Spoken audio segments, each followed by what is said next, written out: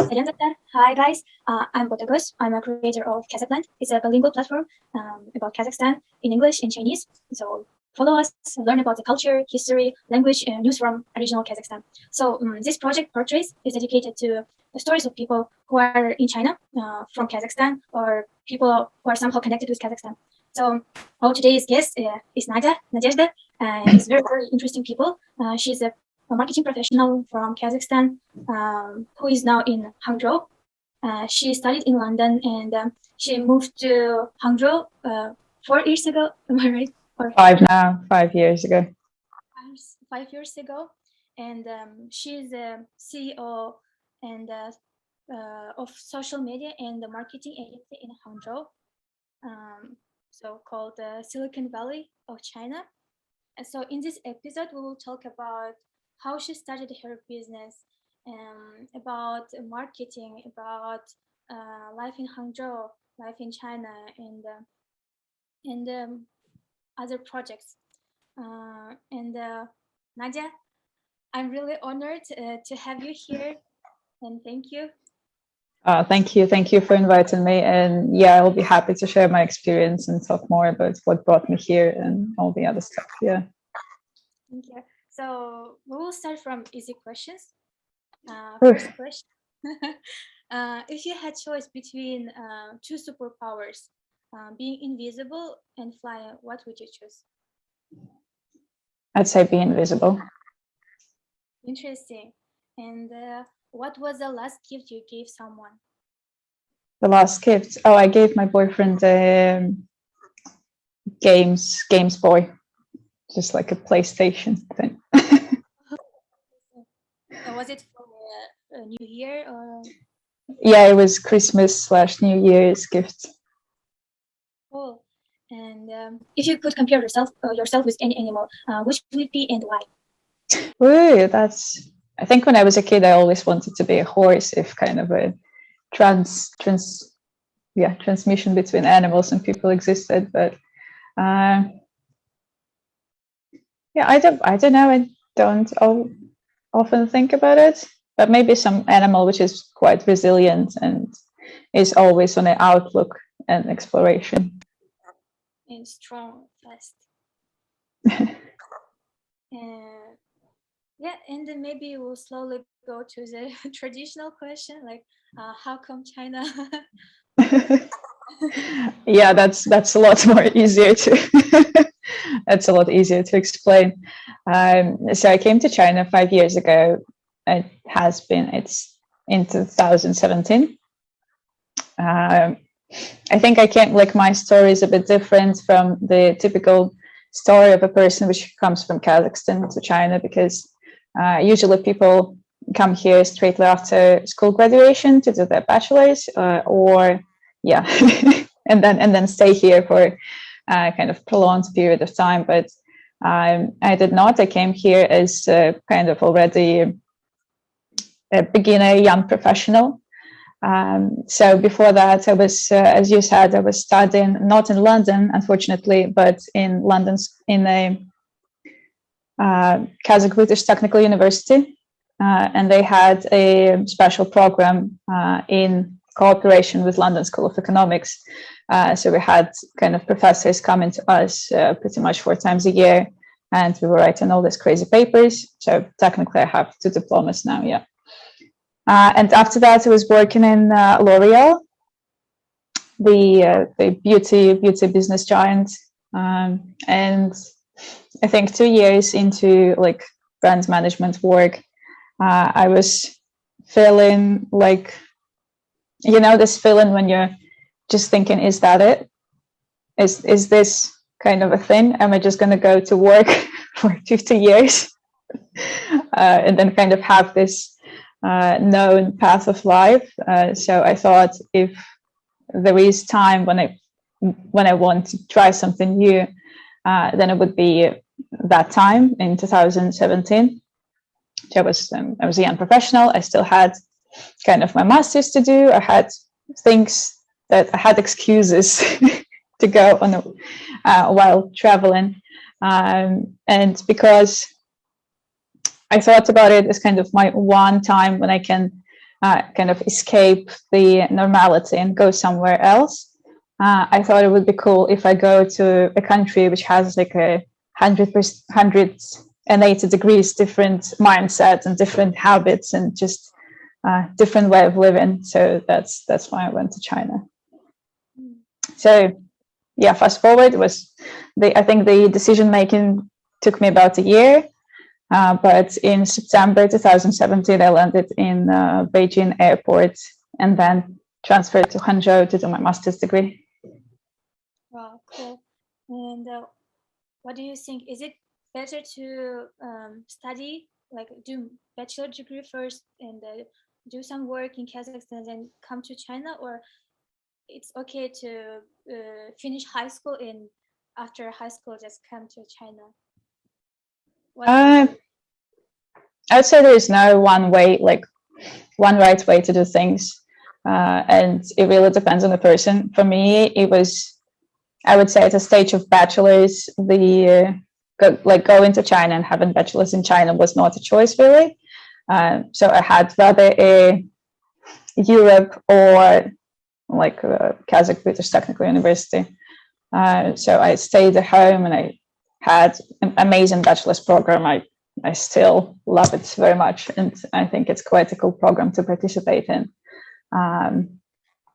But yeah, I know that many people come here as graduates, school graduates, and yeah, I think it doesn't really depend what time do you come, but it really depends with what kind of attitude and with what mood do you come here, because it's really easy to slip into especially as a like 18, 19-year-old kid, first time away from parents. It's really easy to slip into, I don't know, partying and doing English teaching. And not that there is anything bad with it, but I think having a goal and knowing why you came is very important.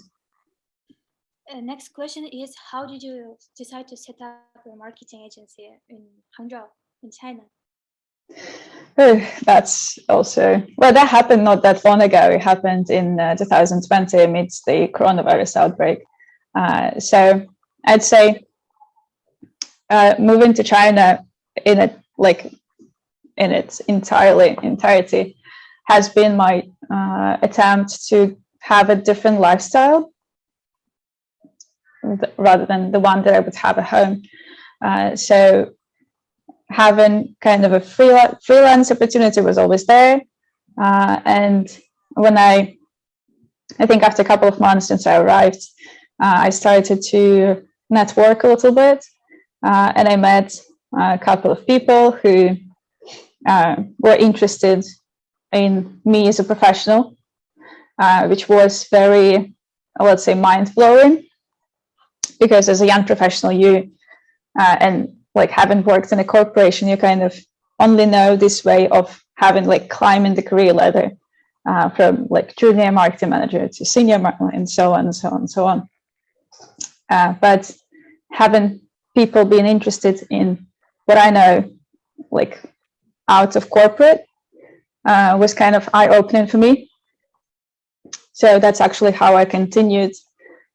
So I just kept on helping companies do their marketing, social media marketing, branding, and just even sometimes product development. So when kind of COVID hit and I was graduating and the whole corporate world was still shaking, nobody really had any open positions, it was kind of a next step for me, really. Was it difficult? Well, I would say opening a company is not difficult, running a company is difficult.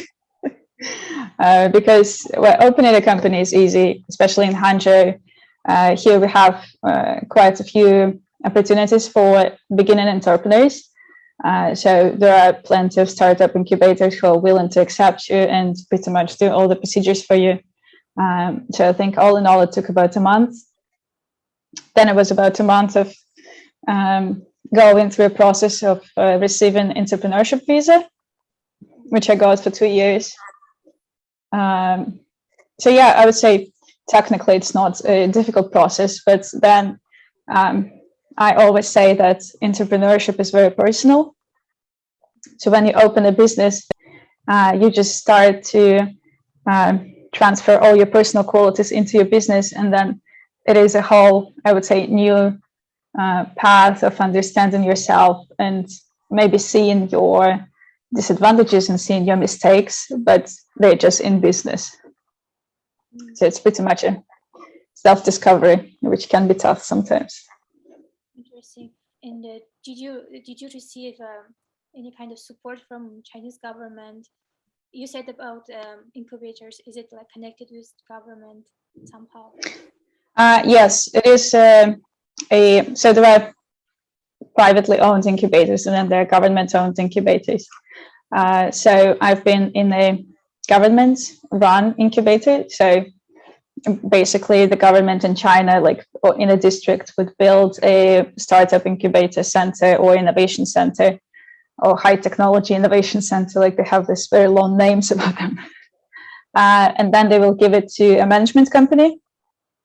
And the responsibility of this management company will be to find talents and to find companies which can land in the incubator. So they, for some of these companies, they do kind of incentives. So, for example, when I was opening in my startup incubator, I received 6 months of free rent on my office. I had a separate office. And then because of COVID and nobody was really coming in, so it kind of extended into a bit of a longer period. And then I think there were some discounts in the fees for opening a company. Yeah. Sometimes there are all these government programs where they kind of give all the big grants and investment, initial investment. I went through one of these programs, and my project was accepted as a part of talent pool in that startup incubator. But unfortunately, because it was not very innovative at that time, and its culture and marketing is not really the industry they're looking into. So I didn't get to take some money out of the incubator fund. But anyway, it was really nice to have this support have this backing in terms of free office and some general advice as a starting entrepreneur, because the amount of problems you get is just insane. In terms of the company, it all comes from kind of my understanding of the whole landscape in terms of marketing and social media in China. So when I arrived, I saw that there's not enough expertise in marketing, and especially there's not enough expertise when it comes to Chinese companies going abroad or foreign companies coming into China. There is always this, I don't know what to do. Like, all the websites are telling you different information. Logistics can never answer you directly what you need to do and what you can actually ship and what are the fees for that. So I saw this kind of discrepancy in the market, and I decided that will be the niche for my company. So we help build global brands. So we help Chinese companies to expand internationally, and we help foreign companies to try their way into China. And we do it primarily through communications. So communications on social media, communications on digital in general, and also sometimes like general marketing and just consulting. Interesting. It's like a cultural bridge between two. Yeah, bridging cultures. But I think it's people use it a bit too often. Yeah.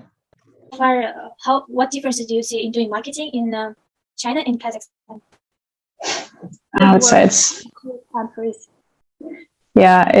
very different. The landscape, the digital landscape is just, I would say, again, 180 degrees different.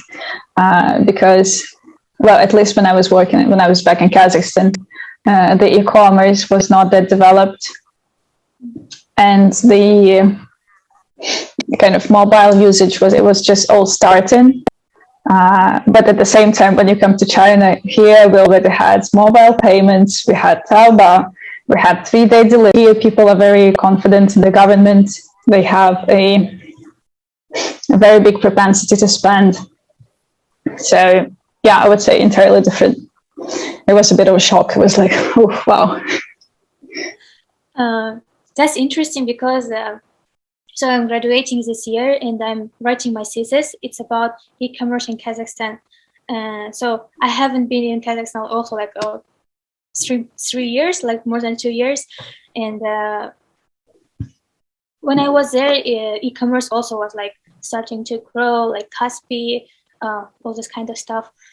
Yeah. And yeah, that's interesting. I'm doing some data research, and yeah, I will write about that. And it's also like improving. Like after COVID, it also like had a huge increase because people are at home. They need to. Yeah, they start to order. Yeah.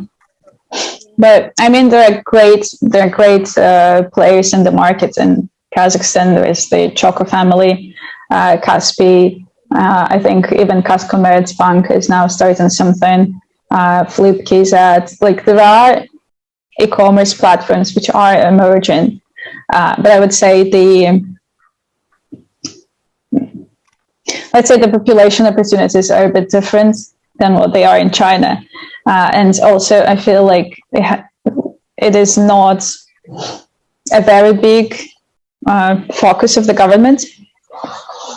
So here, we see like all the even minor startups getting the space and getting the investment if government considers it as a prospective startup. But I know the startup incentives in Kazakhstan, but it's a lot more difficult to kind of develop them, and it seems like the government is just not paying that much attention. Plus, it's very difficult to become really. It's difficult and easy to become really big in a small country, because at some point your growth will stop. Yeah. And another question is, so I was in Import Expo exhibition this year, in the previous year, and there were a lot of Kazakh brands. Like last time, like around more than 20 companies participated in Expo, and they have really good products. But what these Kazakh brands could use? How could they enter to a Chinese market? What do you think about that? I think it really depends on the kinds of brands which is coming in. And I think for Kazakhstan, we're still at the stage where we sell to China kind of a commodity products like flour and what else?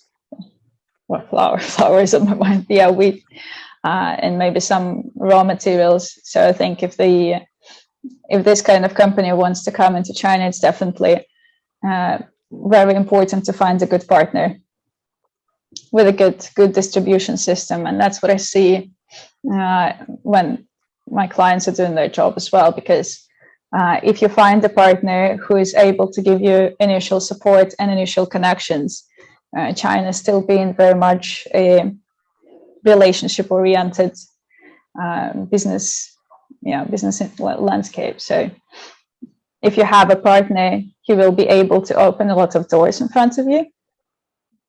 But if you are not connected and you have this just commodity product, it's very difficult to kind of expand through creative marketing, branding campaigns, because it's just not what people need. So I would say, yeah, if the company of this kind wants to come into China, then probably having a partner should be the first step. A trustworthy partner. Really good. And another question is, so you are very, very active. You do a lot of stuff, and I really admire. Could you talk more about your projects? The project that I love is MaoTalks. So you are a podcaster also. It's a podcast in Russian about life in China. I listen to them. They're very informative. Also the SheUP community. And could you talk more about those projects and why you choose them? Like, how did you start? What values do they give you? Okay, so I would say when I just came here, I started to see that creating community is a really big thing over here among expats, because I think when we come here, everybody is from a different country, everybody is away from a family, so people are trying to connect and establish some kind of a community around them and family around them.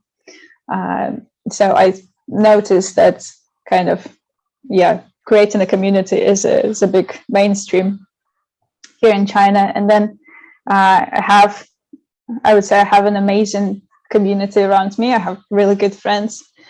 So one of them, Daniela, she had an idea of creating a community for girls, recent graduates, entrepreneurs, or professionals who want to kind of do something more, do more in this life and do more in China. So that's how she and her co-founders started SheUP community.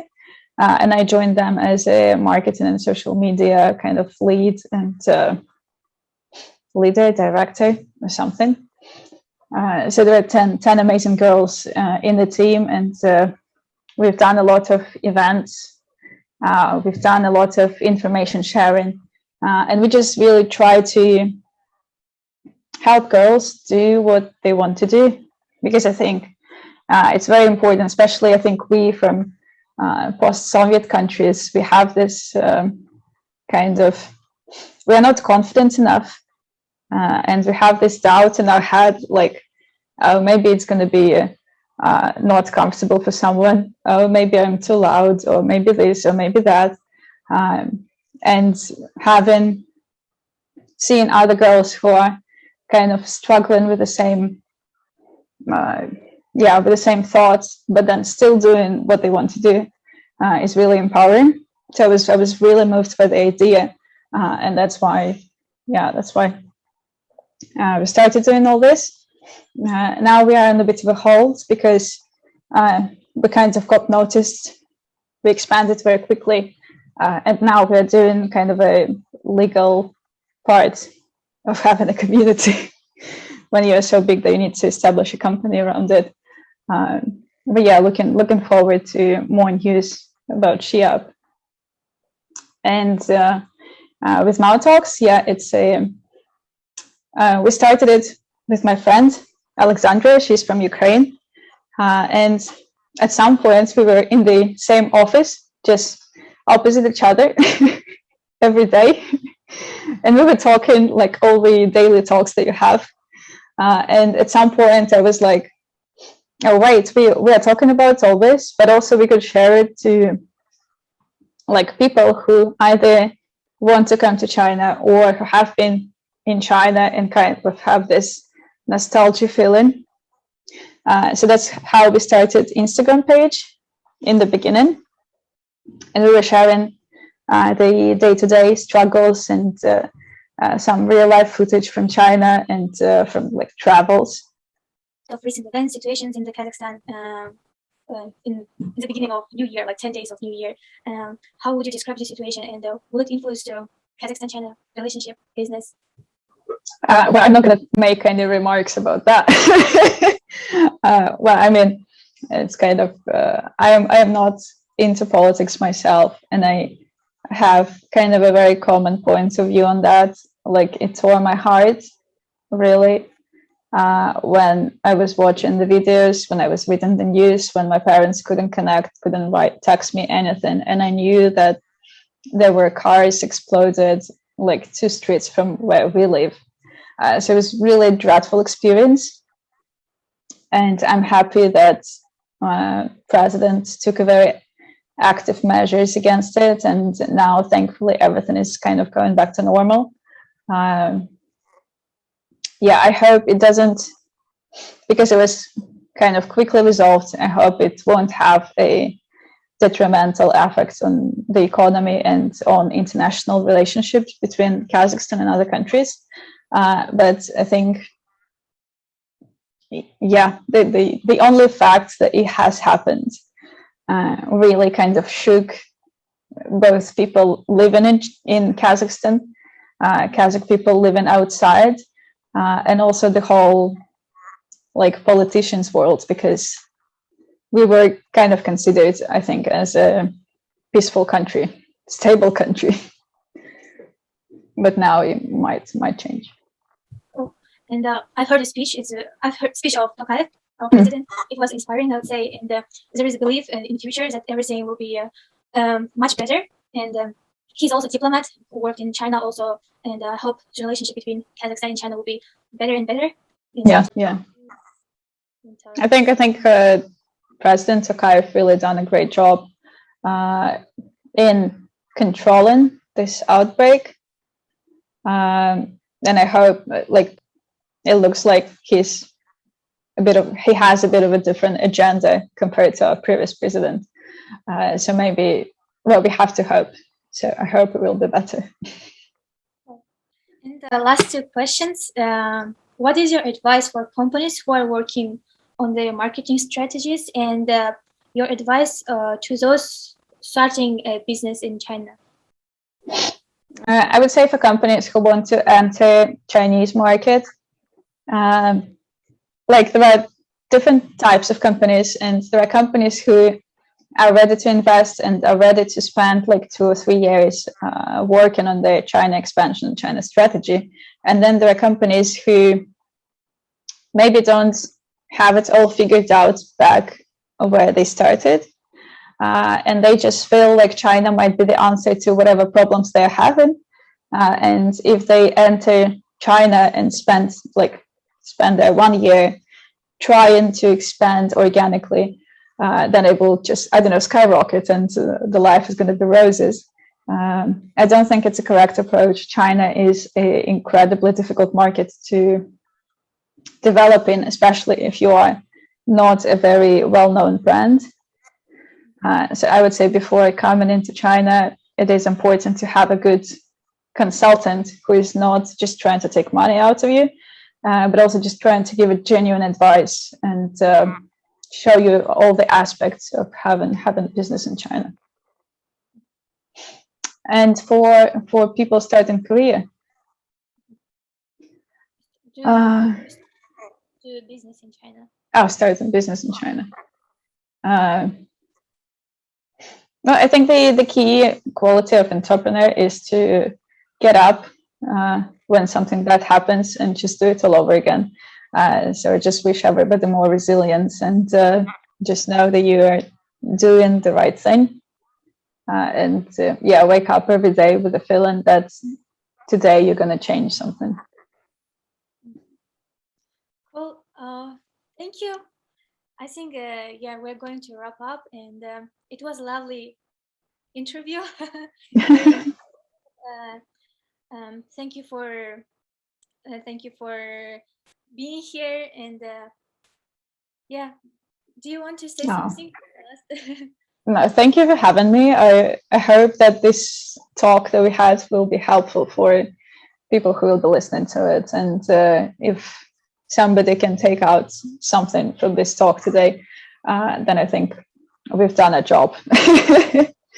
But yeah, in general, for all the, I think, Kazakhs who are out there in China, I think worrying about their families most of the time. Yeah, I really hope we're going to get through this. Okay, thank you for listening, and follow us, like and share. And I will do an article also. In this interview will be inside it, and in future there will be more interesting contents on the channel on shipping how also. And thank you. Have a good day. Okay, bye bye. Have a good day, everyone.